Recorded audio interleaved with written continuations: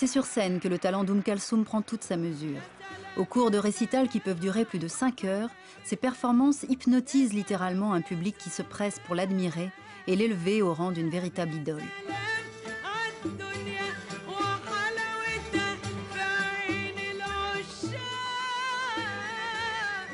Au naturel, on se dit, mais je suis personne. Peut-être même petite, minable, insignifiante. Je lui dis, c'est ça, Kalsoum, c'est pas possible. Et alors, quand elle montait sur scène, je te jure que je ne sais pas du tout si c'est un don du ciel ou si c'est sa voix qui faisait qu'elle devenait grande. Je ne peux pas dire belle, mais imposante. Qu'elle devenait, comme les pharaons qui se respectent, pharaonique.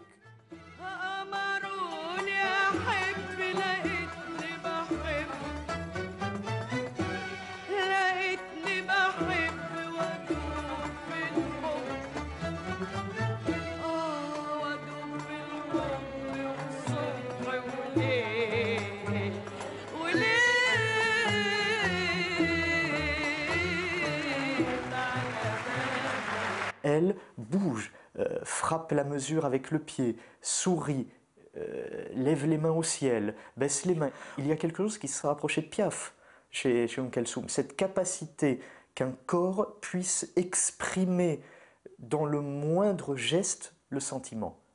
C'est un être théâtral, c'est un génie de l'interprétation et c'est de là que vient son charisme sur scène. Elle se mettait dans une transe. Elle commençait sa chanson, n'est-ce pas? Et puis, quelque chose lui arrivait. Elle commençait alors à changer, à faire des variations sur la musique. Elle disait les phrases 10 fois, 12 fois, d'une façon différente à chaque fois. Et alors les gens devenaient fous.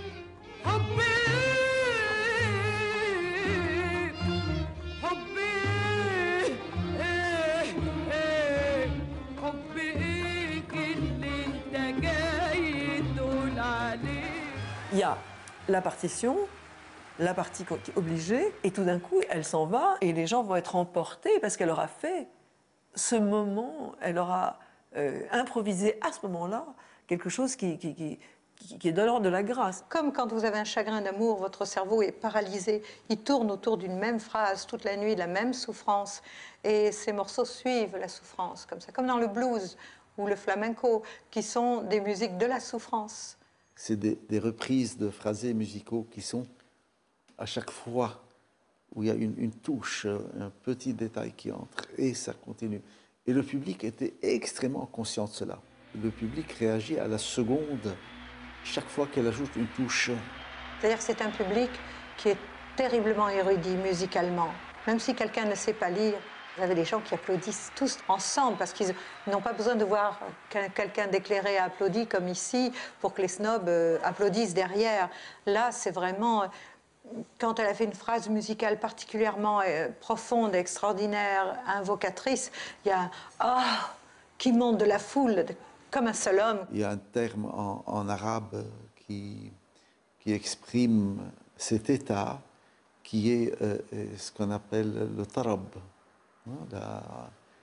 Et bon, certains traduiront ça par l'extase musicale ou un émerveillement.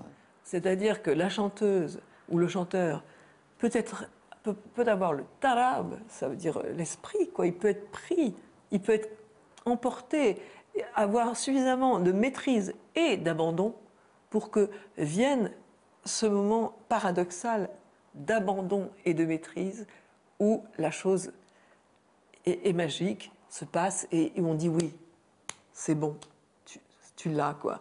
Oui, merci. Tu vois, je te remercie de me l'avoir fait, quoi.